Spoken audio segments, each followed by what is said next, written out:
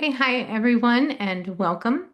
Thank you for joining us for today's session in the XRI Design Speaker Series hosted by the UCLA XR Initiatives Design Subcommittee. Today, we're excited to welcome UCLA professor, designer, and creative director Yara Feghali. Yara works at the intersection of architecture, video games, and immersive technologies. She is the design faculty at UCLA AUD and the creative director and co-founder of Folly Feast Lab, where she and her collaborator create interactive experiences and XR works exhibited internationally. Today, she will share the design process between two of her XR projects, each exploring experimental approaches to augmented reality. So I will hand it over to Yara. Welcome, and thank you so much for being here. Yeah, thank you so much for having me. I'm excited to share what I've been teaching at UCLA with all of you. Give me 1 second. Okay. Yeah, so my name is Yara Feghali. Thank you so much for presenting my work. I run a studio called Folly Feast Lab where we develop video games. I co-founded it with Viviane El Kmati. We're based in Los Angeles. And through world building, storytelling, we design immersive and interactive experiences, application, software, design tools, and games around queer identity, sustainability, and technology. We're committed to designing fantastic experiences that are as aesthetically engaging as they are technologically performing. And why do I start with my practice? Because it's really from my practice that I bring my interest into my teaching. And two words that are key to the type of work we do is interactivity and immersion. Interaction responds to the question, how much am I doing? And you're on a spectrum between passive recipient and active player. So an interaction could be you liking a video on TikTok. It could be you playing Monument Valley or Sims. A passive recipient on the left would be swiping through images, exploring VR worlds, being able to see infographics, but not really doing much other than looking. And when you're on the right side, the active player, you're able to design things, to customize the environment you're in. You're able to interact in a more direct way with the space you're inhabited. The second one, immersion, responds to the question, how deep do I want to go? So it goes from physical to virtual. On the lower part of the spectrum, you're immersed through your smartphone screen, tablet, or laptop, and you're playing Pokemon Go in augmented reality. But you could be immersed in a virtual space that is totally virtual without feeling the feelings of being immersed. And you could be in a physical space reading a book and being immersed in it. But we're really talking about spatial immersion. So how do you get immersed from your physical space to a virtual digital space? And these two words, immersion and interaction, create this spectrum. It defines this diagram. As you can see on the lower left in coral, you're not interactive nor immersive, meaning you're looking at visuals, but you're not doing anything with them. Think about looking at a picture, for example, or a photo. If you are in an interactive space, but it is not immersive, then you're in the purple quadrant. So you're looking at visuals and you are doing things. So when you're on your smartphone. But if you are in an immersive space and an interactive space, then you're in the upper right quadrant, you're inside a space and you're modifying and doing things to the space you're inside in. And this is the quadrant we're really interested to think more about. So wherever you are on that diagram of immersion and interaction depends on the way the storytelling, the world building, and the interaction exist in your experience. So it really centers on my research as an academic, and this is my research question. So how does spatial design influences player experience in emerging media, particularly in relationship to non-linear storytelling, world building, and player interaction? So as I come from an architectural background, I specialize in space design, and I think that we need, as architects, to be designing the future of digital spaces because we understand how to design spaces. And with my knowledge in digital media, than how to design interaction. And I feel like that is a good set of skills. This is why I teach them to my students to be part of the architects that design digital spaces. So I'm going to jump into two projects, and these are two classes that I taught in at AUD in the Department of Architecture and Urban Design in the School of Art and Architecture at UCLA. And as we move through this project, I want you to keep in mind these three words that you see on the screen, but also where you are on the immersion interaction spectrum.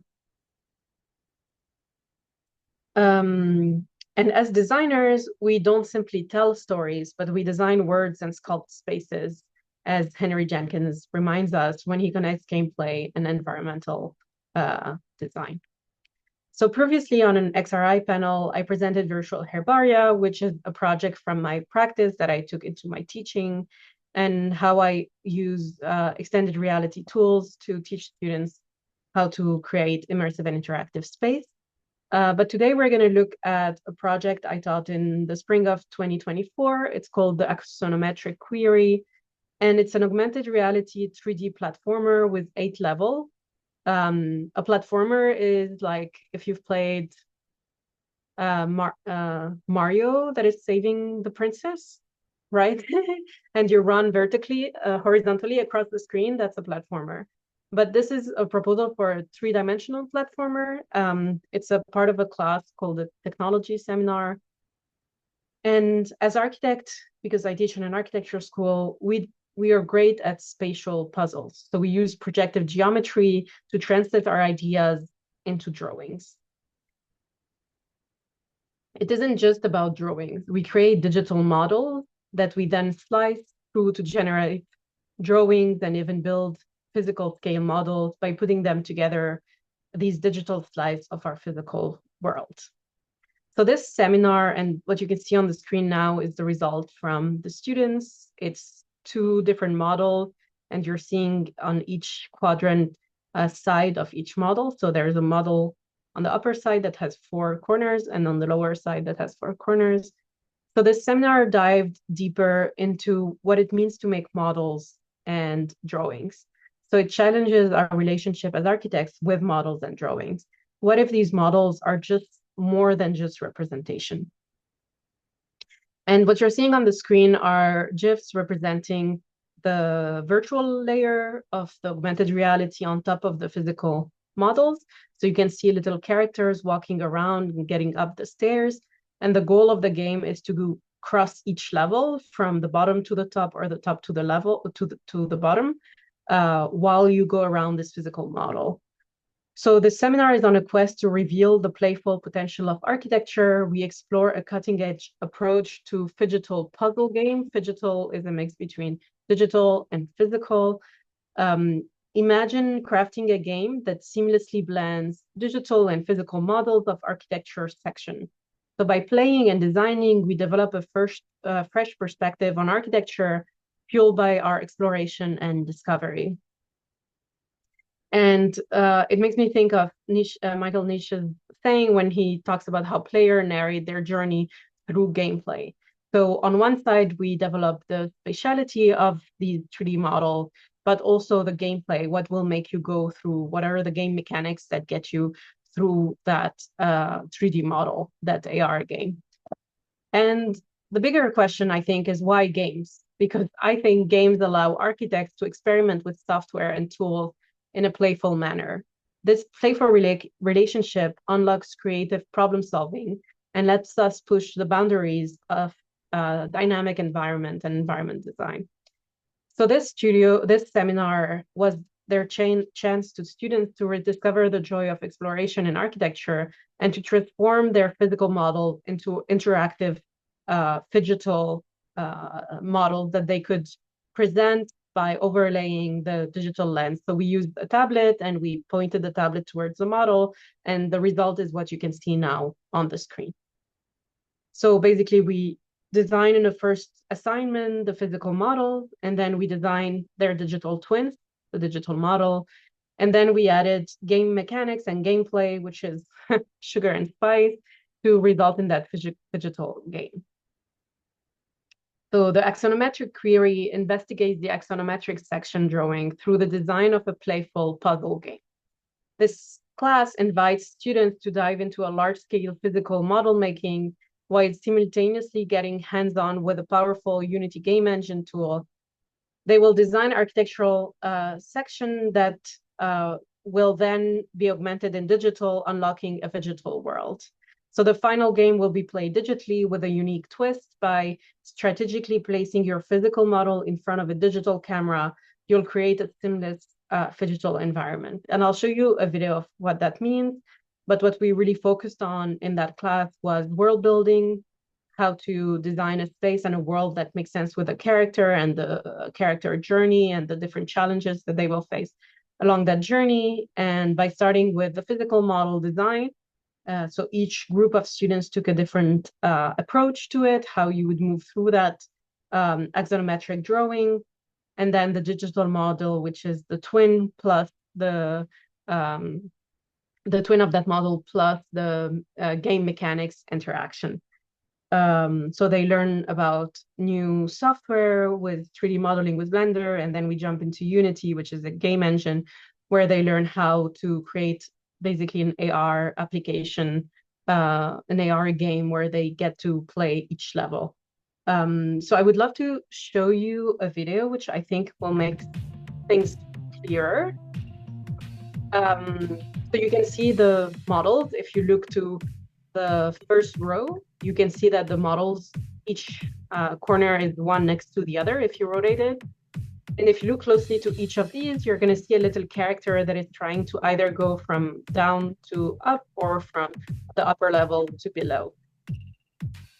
And every time that character reaches the point, the destination, then it's physically, you have to rotate that physical model so you get to the next level. So what you're looking at on the screen is 8 different levels of that game.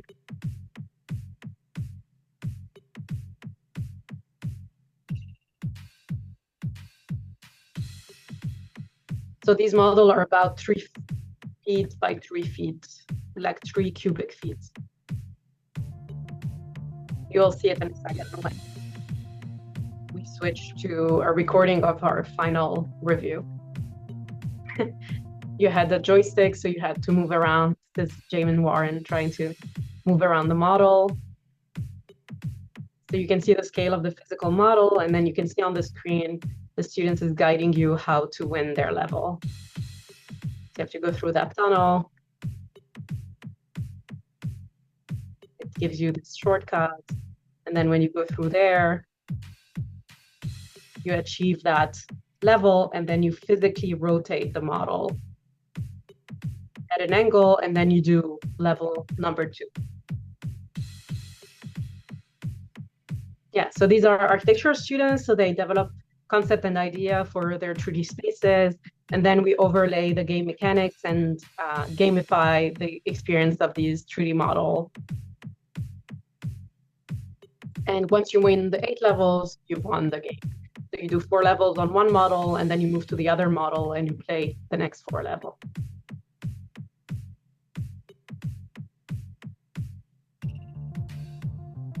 Yeah, and you can see the laptop behind has a camera, and we're using this camera to play from the joystick on top of that, and we're looking at the result. You could do that through a tablet, but since we were a large group, we used a monitor, like a large screen, to show that overlay. Okay. There's a question in the chat. Yeah, sorry. Danny asks, he says, I love this physical portmanix. I haven't seen that in wide use. Where are you drawing from it, Yara? Also thinking of the amazing Fantasian playable diorama game made by the legendary FF creator Hironobu Sakaguchi. So fascinated by the potential for these mixed reality games, especially with new headsets. It's so cool. Yeah, thank you. Thank you so much, Lauren. And thank you, Danny, for your question. Yeah, I think it's really inspired by how to get architecture students excited in working with augmented reality ideas. Sorry, I'm going to just play this while I talk. Just going to mute it.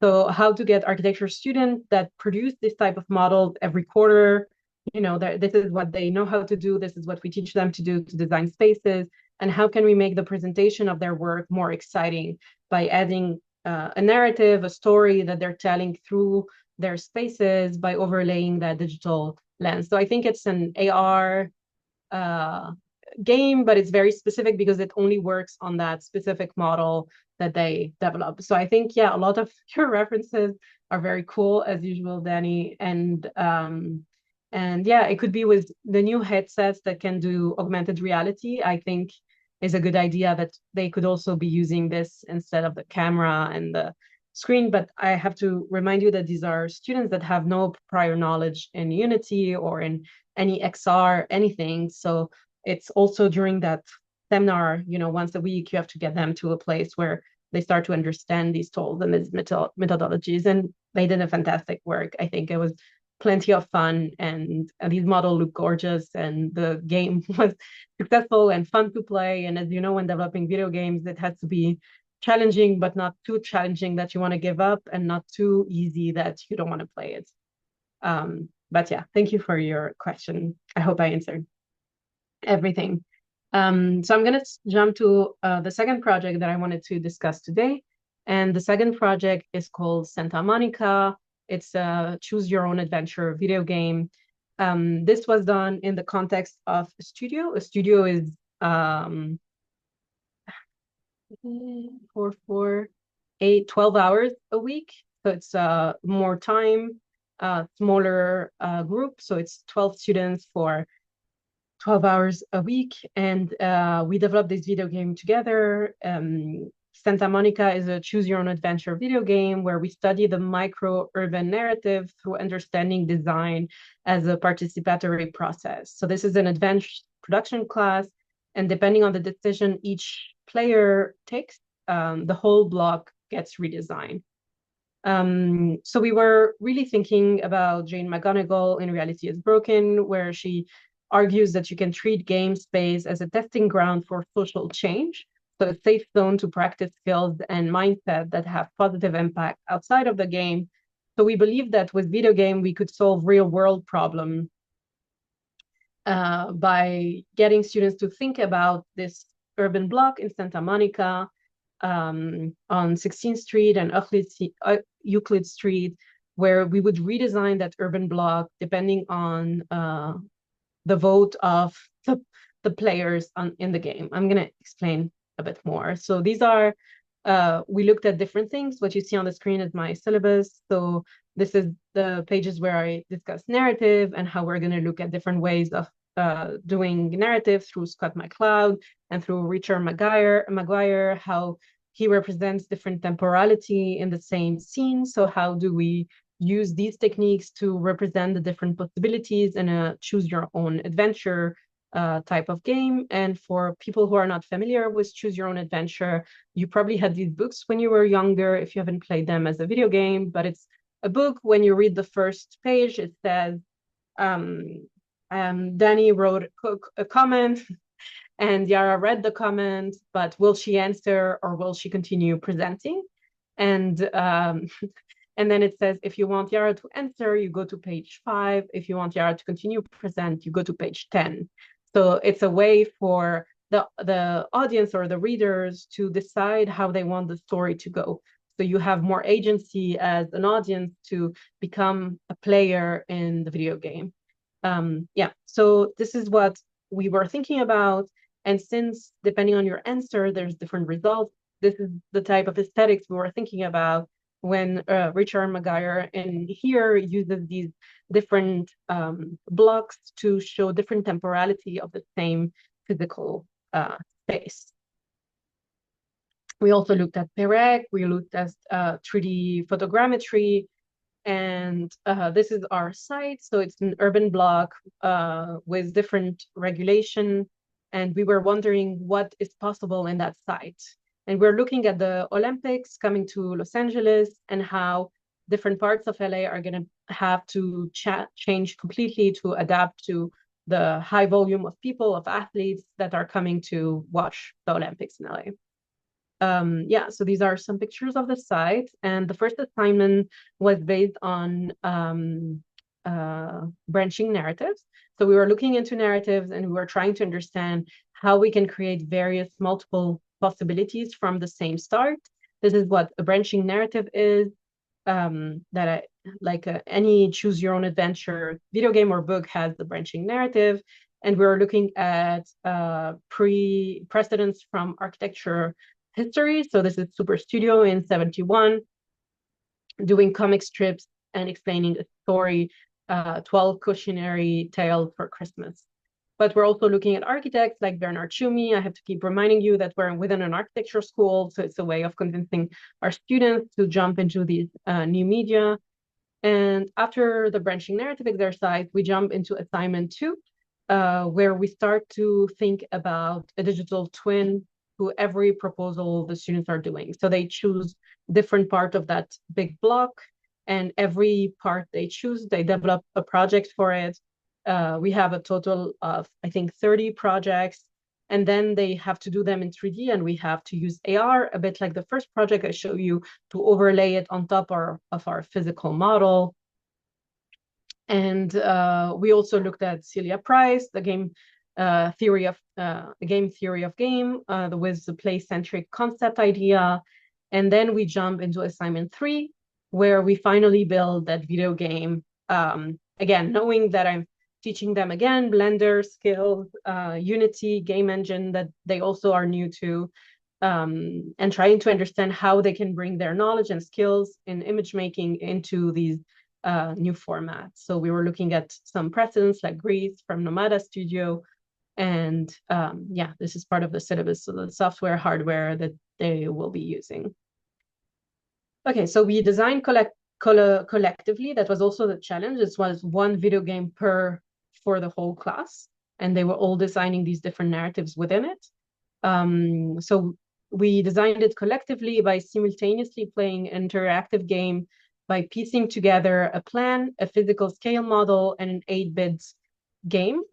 So this makes more sense. You have a physical game board, which is basically the city block, and the game pieces are the buildings. So the 3D printed buildings you can see here on the screen. And then their narrative comic strips were pinned on the wall. You can see here the different aspects. And we had an AR tablet that would overlay on top of that physical model. Yeah, I'm going to show you more of these pieces. And then you had the video game, the digital video game that you could play. So this is the beautiful craft of the students, and they chose a color theme. And we also exhibited at Killscreen with Jamin Warren, previously Killscreen, now Gameplay Arts, to engage with the community in LA and show the students that they could have a larger impact than at the university as a student project, but they could really bring it to a community and audience and play it. So this is some images of the exhibition.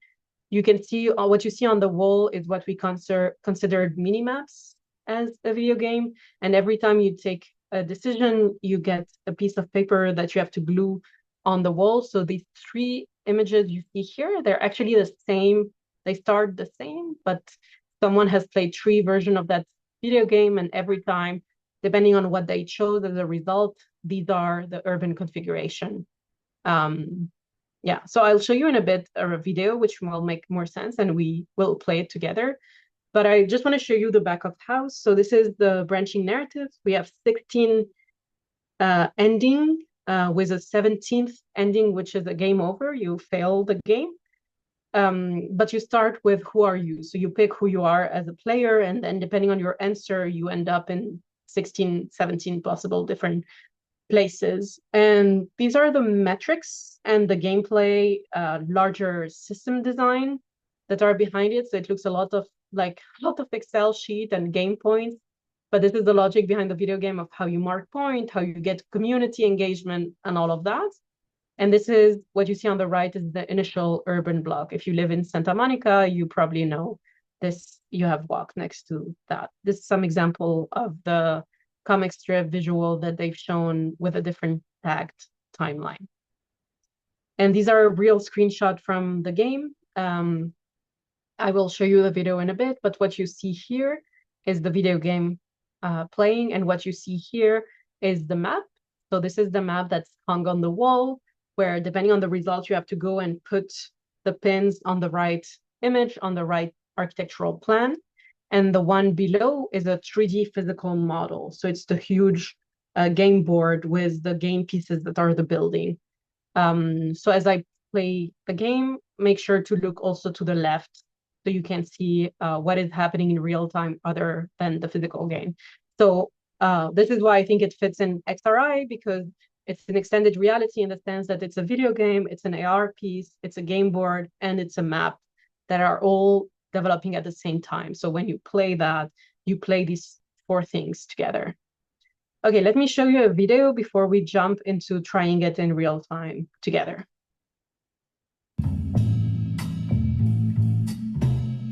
So it's only one of the narratives that you're going to see.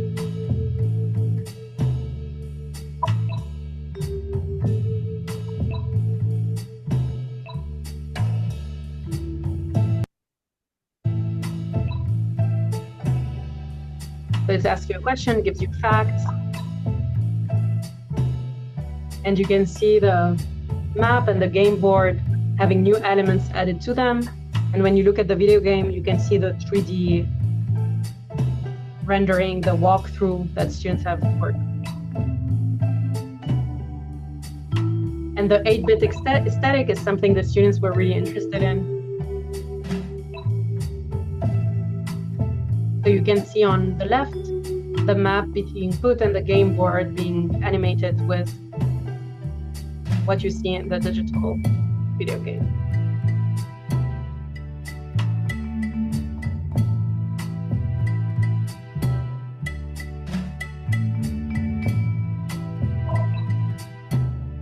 So these are the kind of questions, and depending on the result, you might have a different urban block you're developing.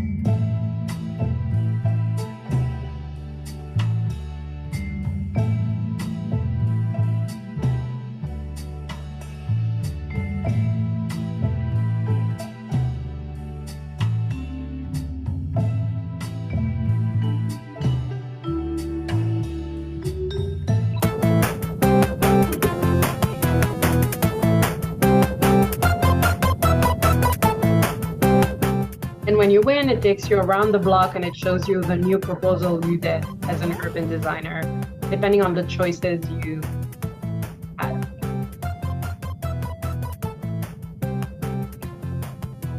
Okay, so this was pre-recorded, so you could see the different things that we were looking at on the left. What I want to do before I close is I want to jump to the video game and show you how you can play it, and maybe we try to play it together. Maybe I put Danny on the spot to to play it with me. So I'm going to jump to that and then come back to thank everybody who's been part of making this possible. So let me share my website. Give me a second.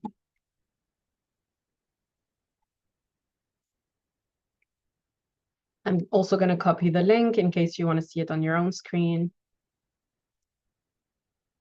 And I'm going to share. Let me share a portion of the screen, because my screen.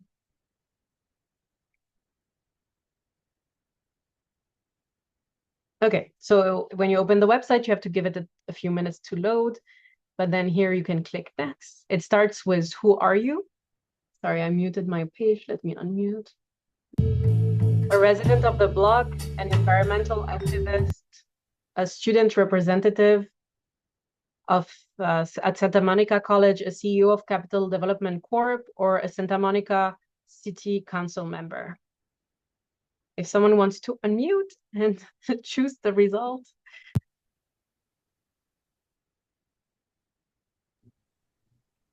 How if we try resident? Okay, so if we're a resident of the block, it's going to ask you, we would like to get to know you better as one of the residents living in this neighborhood. Do you want to have children, yes or no? Doesn't need to be real what you answer, but I'm going to answer just for the sake of time. Let's say, yes, sir. The back alley is here. for vehicular circulation and trash collection, and it's not safe for residents' children to play in. On this block, I want my child to be able to play with other children and residents or learn about and get closer to nature. I'm gonna go with nature, and it tells you a wildlife center is built on the back alley, and the existing vet building is renovated to become a wildlife hospital for rehabilitation of injured urban wildlife, including birds, raccoon, and opossum. The wildlife center becomes a popular place for families to bring their children and learn about urban nature and habitats. And what it is all designed building ideas.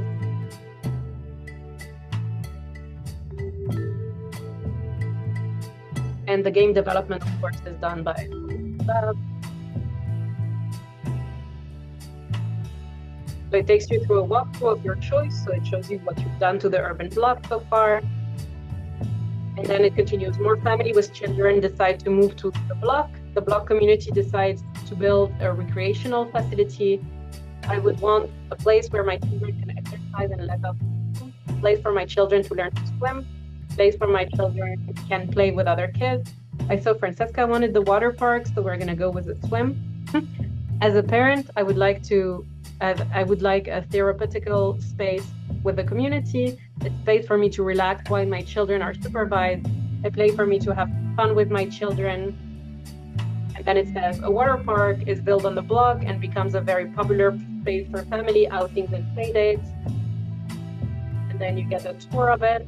We've already seen it, so I'm going to click next. Do you think the workload for young kids is, again, these narratives are students' ideas? So the answer is yes or no. I'm going to say yes, too much work. And it would be great to have an after-school program close to where kids live. And it says the block community decides to add an after-school program. What kind of program do you want? Santa Monica College internship program where Santa Monica College students help run an after-school program, or an after-school Spanish classes run by the Spanish school. I'm gonna go with Spanish school. There's a Spanish school on the block. This is why I'm talking about this. I think your community is responsible for helping house young educators. Yes. And then additional housing built on the block provides affordable housing options for local educators and teachers. Then we get a tour of this building.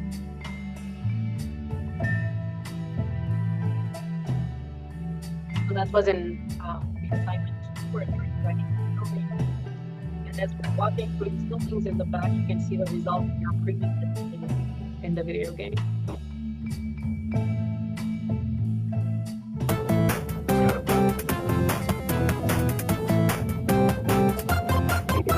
That's where that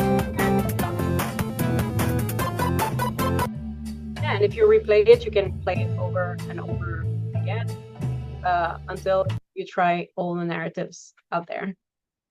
So let me go back to my PowerPoint. I hope you were able to hear me over the video game sound. I'm still sharing a portion of my screen, so just give me a second to go back. Okay, great. So thank you to the students, of course, who took this class. It wasn't possible without any of them and without the game narrative system structure consulting by Rachel Joy Victor and the game unity development by Folly Lab. Yeah, and this is what I wanted to present today, 2 different classes that I taught in my department, a seminar and a studio dealing with extended reality tools and software for our students within the School of Architecture. So please ask any question, and thank you so much for listening and taking the time to be here today.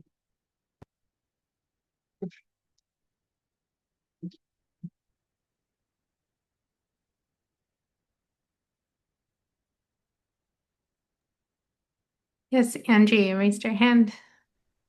Sure. This is a less interesting question, just on the technical part of, yeah, so the project itself is fascinating. I usually work with our learning management system, Bruin Learn, and I'm just, interested how material like this gradually makes its way to the LMS. I think, obviously on your site, it's a website's a website. It loaded for me in my browser. I was just surprised that there's no no loading progress bar indicator with that implementation of Unity. I wonder if that's possible for this, Yeah, probably. I or if think that's just like limitation of the engine. Sorry. yeah.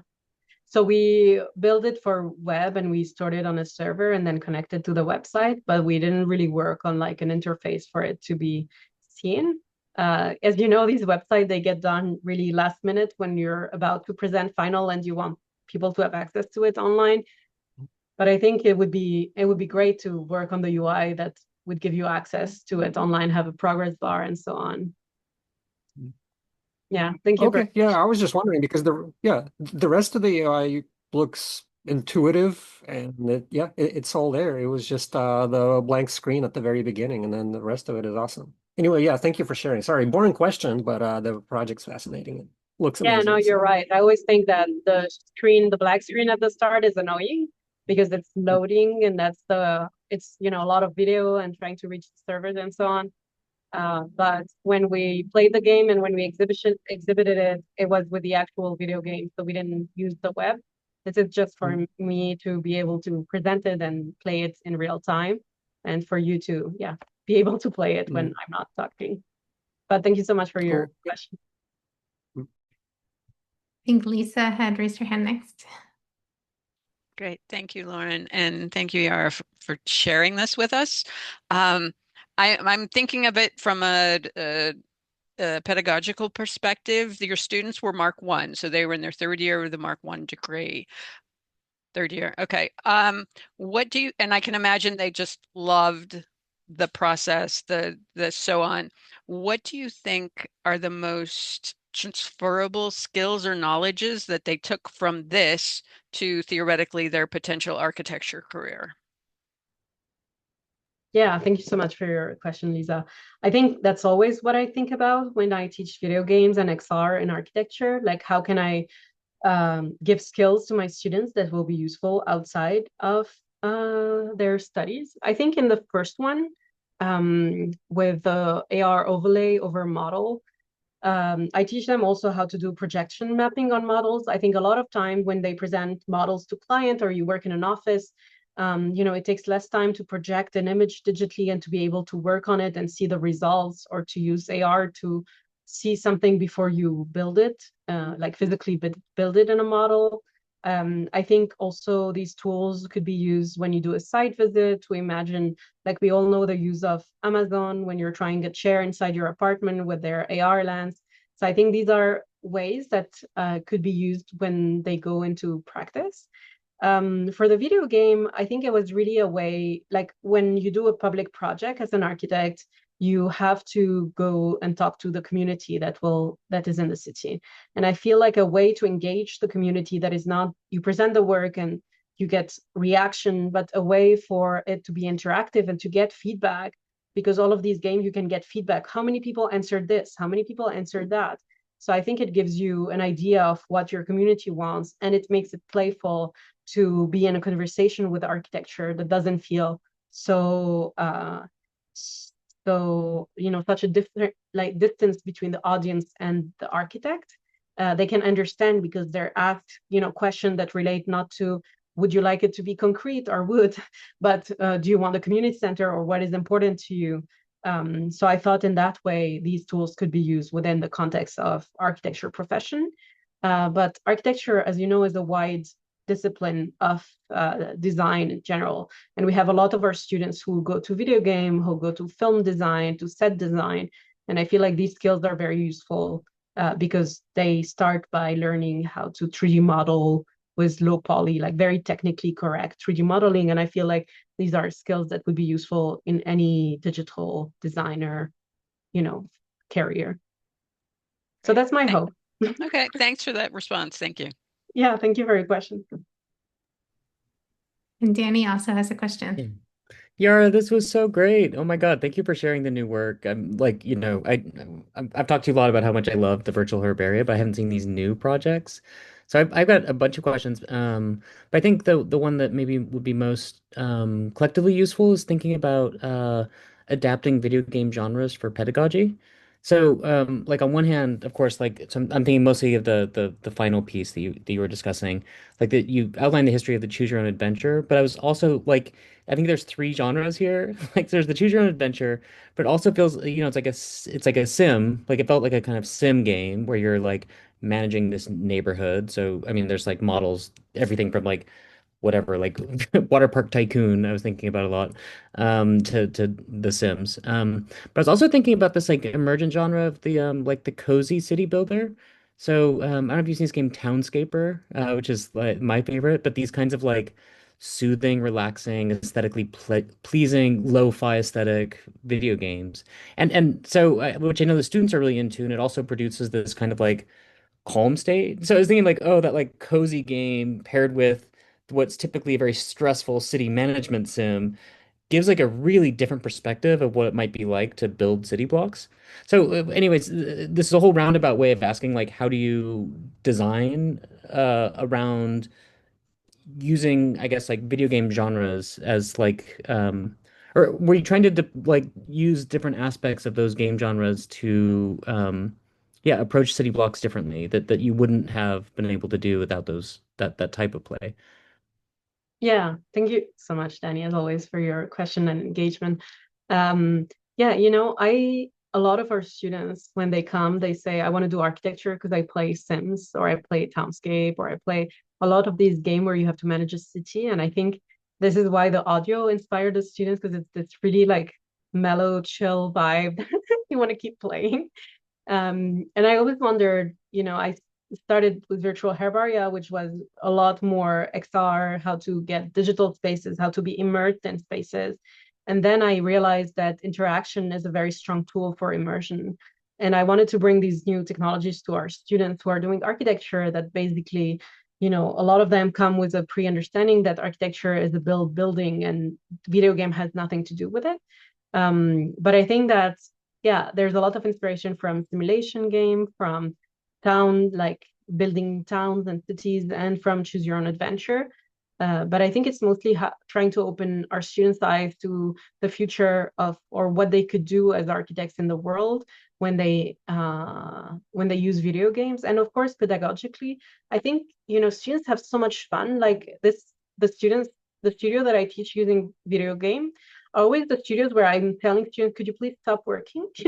Like, that's it, it's ready, stop it. And they're like, no, it's so much fun. I want to get this and I want to get that.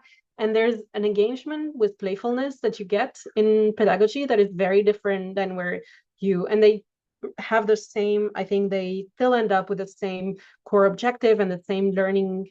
They learn the same things, but the way they engage is so much different when you bring interactivity and they're used to all of these social media platform, the way they interact with their phone, all of these gamification when they shop and all of that.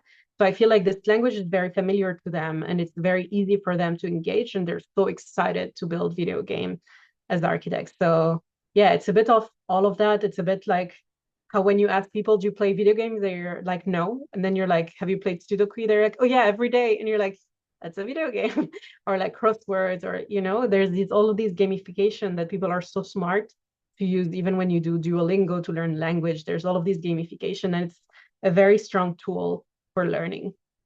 So this is why I use it. I think it's, yeah, a hidden tool. But thank you so much for your question. And thank you everybody for all your question and engagement. I have a follow-up as well. So Yara, amazing as always, just mind-blowing. And it is, for me, I'm just always astounded at how much you manage to squeeze into like one class that the students are able to accomplish.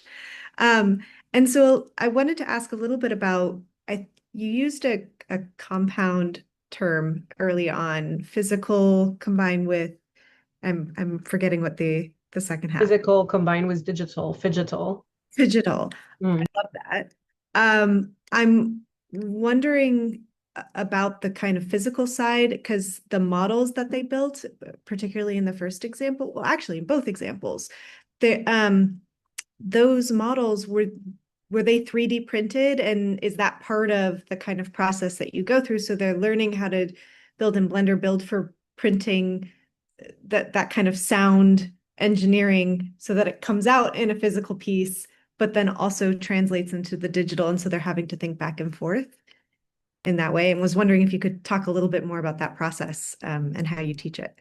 Yeah, thank you so much for your question, Francesca. I think that as architects, our students get taught to design at the same time digitally and physically. So they already have these skills to understand how to design something in digital space on their computer and to be able to 3D print that as, with making sure it's a closed surface, closed mesh, and so on.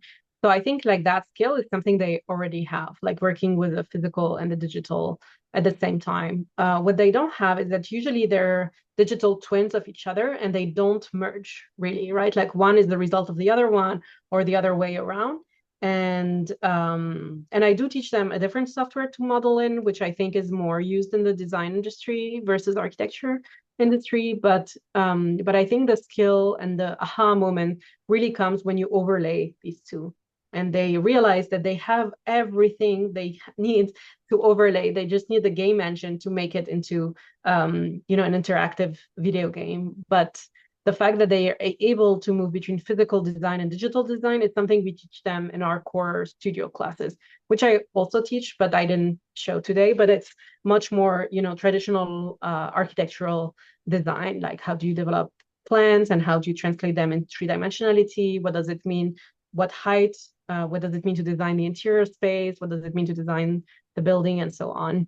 So I feel like these are skills they already have. The only difference is that we are using them at the same time instead of using them as two different mediums. Mm-hmm. Fantastic. Thank you so much. Yeah, thank you.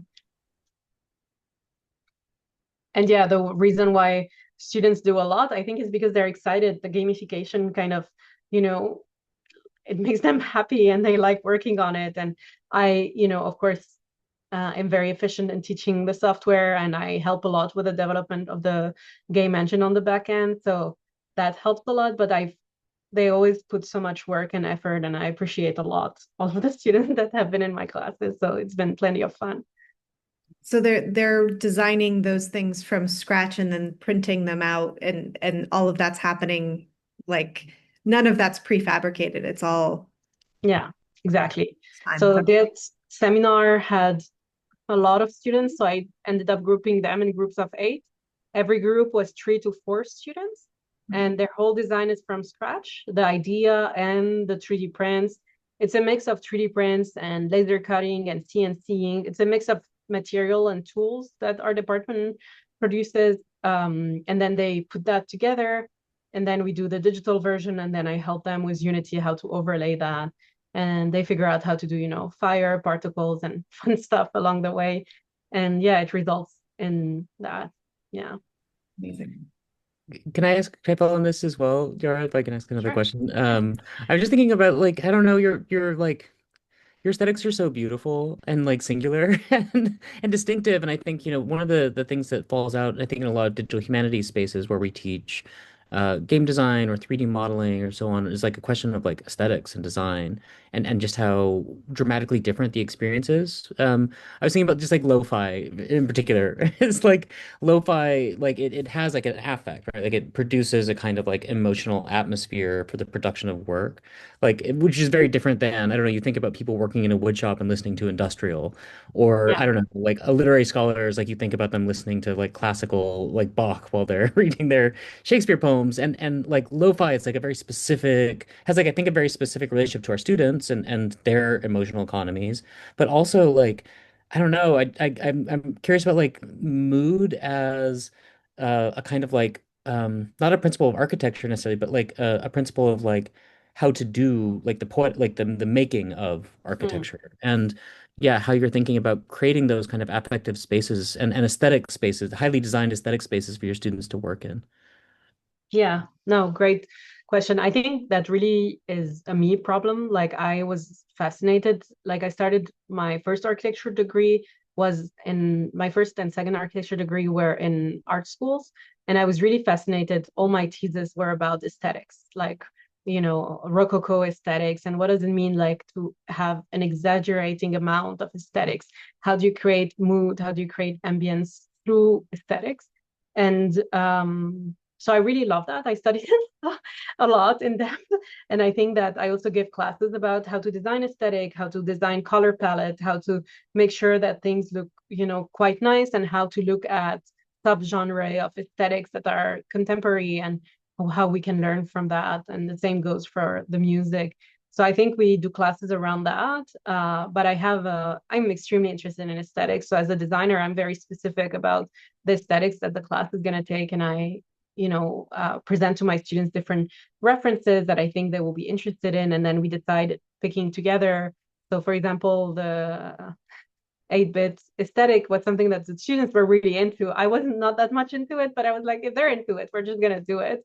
But yeah, so it's a back and forth, but I think it's a strong interest because my background is from art school and from architecture as an aesthetic practice. Yeah. Thank you. Yeah, Andre. Oh, just on the topic of music, like I've always been kind of jealous of, I guess, like the English BBC, where for, even television broadcasts, they can just choose anything. Like I don't know how their licensing works exactly. And I've had some friends in the States who are like electronic music producers, but like on a really, like not popular or whatever, very limited, a few releases here and there. Like they are not big artists. And the fact that they just somehow through this licensing, how that works, just made it to there. Like are similar resources available in the US, or is it like, or would it count as that transformative use that students could just add whatever music they want to a project, for example? Or do you advise them to go strictly for the open, what do you call it, like the free resources with the licensing that limits the scope that they could otherwise choose? Yeah, great question. I think when I'm working with students, I try to show them ways that they can use open source material, open licenses, so general licenses that they can use for free, because I think nobody should be using music that is somebody else without giving them what they're asking for. So if it's licensed, if it's credits, if it's whatever. So we use the free music archive. We use plenty of these resources that, as you were saying, that we are careful with the licensing rights. So we never use music that we don't have the license to. And I feel like that's something that is pretty natural to students, because it's the same thing as referencing or quoting or, writing an essay and not knowing what your source is and so on. But I think that we do take more time because we don't have access to everything. So we really need to find that specific sound that will work with it. But there's plenty of open source available, general license that you can use for free, that are amazing, and I hope won't stop, because that's where we get a lot of things. Thank you for your question.